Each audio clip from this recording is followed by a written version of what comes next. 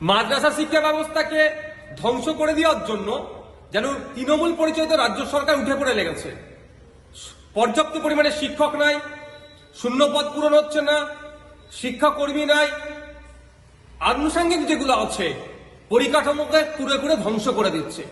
এরপরে আমরা কি দেখছি, গত বছর নোটিফিকেশন ছিল 10ই ফেব্রুয়ারি থেকে আলিম ফাজিল হাই মাদ্রাসার মাধ্যমিকের এক্সাম আছে, আর আমরা দেখছি ফেব্রুয়ারি মাসের 4 থেকে 6 তারিখ অ্যানুয়াল স্পোর্টস হচ্ছে, আর রিপোর্টিং বলেছে 3 তারিখে করতে হবে। যারা উত্তরবঙ্গ শিলিগুড়ি থেকে যারা আসবেন মাদ্রাসা যে সমস্ত বাচ্চারা এই অ্যানুয়াল স্পোর্টসে রাজ্য স্তরে পার্টিসিপেট করতে, তাদেরকে 2 তারিখ বার হতে হবে। তারা কখন 2 তারিখে বার হবে, 4 তারিখ 6 তারিখ পর্যন্ত স্পোর্টস হবে, বাড়ি ফিরে যেতে 8 তারিখ লাগবে কম বেশি। আর তারা পরীক্ষা আবার তাদের কারো 10 তারিখ থেকে আরো মাধ্যমিক দেবে, কারো উচ্চ মাধ্যমিক দেবে।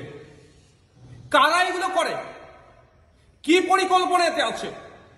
রাজ্যের মাদ্রাসা শিক্ষা ও সংখ্যালঘু বিষয়ক যিনি মন্ত্রী, সংখ্যালঘু বিষয়ক মাদ্রাসা শিক্ষা মন্ত্রী তথা রাজ্যের মুখ্যমন্ত্রী নিজেই, তাঁর দপ্তরে এই ধরনের পরীক্ষার কদিন আগে এই ধরনের খেলাকে দেওয়া কতটা যুক্তিযুক্ত হচ্ছে?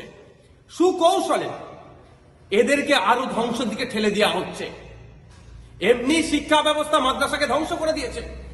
নিজস্ব প্রচেষ্টায়, নিজেদের প্রচেষ্টায় ছাত্রছাত্রীরা যা একটু পড়াশোনা করছে এই খেলাতে মাতিয়ে রেখে তাদেরকে ধ্বংস করে দিতে চাইছে।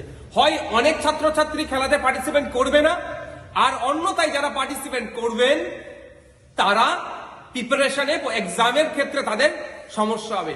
আমি ধিক্কার নিন্দা জানাচ্ছি। অবিলম্বে সংখ্যালঘু বিষয়ক ও মাদ্রাসা শিক্ষামন্ত্রী তথা রাজ্যের মুখ্যমন্ত্রী মমতা ব্যানার্জির কাছে আমার অনুরোধ, এই ডেটকে পোস্টপোন করা হোক।